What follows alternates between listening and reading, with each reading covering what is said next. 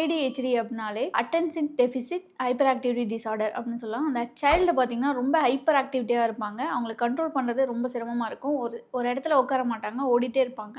இதுக்கு காரணம் என்ன அப்படின்னு பார்த்தீங்கன்னா, அவங்களோட நர்வ் இம்பல்ஸ் வந்து ரொம்ப ஃபாஸ்ட்டாக இருக்கும் அவங்களுக்கு. ஸோ கண்ட்ரோல் பண்ணுறதோ இல்லது அவங்கள தூங்க வைக்கிறதோ ரொம்ப சிரமமாக இருக்கும்.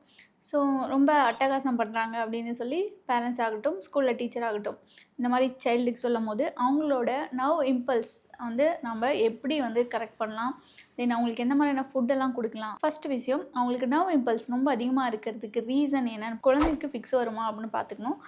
அதுக்கான ப்ராப்பரான மெடிசன் எடுத்துக்கணும். அல்லது அவங்களோட பேரண்ட்ஸுக்கு இந்த மெடிக்கல் ரிலேட்டட் ஏதாவது கண்டிஷன்ஸ் இருக்கா அப்படின்னு நம்ம செக் பண்ணிக்கணும். ஜெனட்டிக்காக இந்த ப்ராப்ளம் வந்திருக்கான்னு செக் பண்ணிக்கணும். அதே போல் இப்போ ஃபாதரோ இல்லை மதரோ 2 பேருமே ஸ்மோக்கிங்கோ ஆல்கஹாலோ இந்த மாதிரி ஹேபிட் இருக்கும் போது ஏடிஹெச்டி சைல்டு உருவாகிறதுக்கு ரீசன்ஸ் அதிகமாகவே இருக்குது. இந்த சைல்டை எப்படி நம்ம மேனேஜ் பண்ணோம் அப்படின்னு பார்த்தீங்கன்னா, ஃபஸ்ட்டு டயட்டில் அப்படின்னு பார்த்தீங்கன்னா அவங்களுக்கு லாக்டோஸ் இன்டாலரன்ஸ் இருந்தால் பால் சார்ந்த பொருட்கள், பால், தயிர், மோர் இந்த மாதிரியான உணவுகள்லாம் அது கொடுக்காமல் இருக்கணும். ஸோ இம்பல்ஸ் அதிகம் பண்ணுறதுக்கு ஜங்க் ஃபுட் அவாய்ட் பண்ணணும். க்ளூட்டன் இருக்கக்கூடிய ஃபுட்டை அவங்க கம்மி பண்ணிக்கணும்.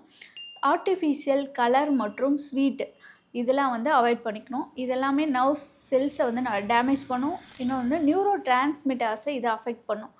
டெய்லி இன்டேக்கில் நைட் டைம்லேயோ அல்லது மார்னிங் டைம்லேயோ லாக்டோஸ் இன்டாலரன்ஸ் இருக்கிறவங்க மில்க் எடுக்க வேணாம். பட் இல்லாதவங்க மில்கில் சாஃப்ரான் குங்குமப்பூ போட்டு அந்த குழந்தைக்கு கொடுக்கலாம். இல்லை அப்படின்னா அவங்களுக்கு சுடுதண்ணியில் லாக்டோஸ் இன்டாலரன்ஸ் இருக்கவங்க சுடுதண்ணியில் இந்த குங்குமப்பூ தினமும் ஒரு 5 to 10 லீவ்ஸ் அவங்களுக்கு கொடுத்துட்டு வரது மூலமாக அவங்க மைண்ட் ரொம்ப காமாக இருக்கும், தூக்கம் நல்லா வரும்.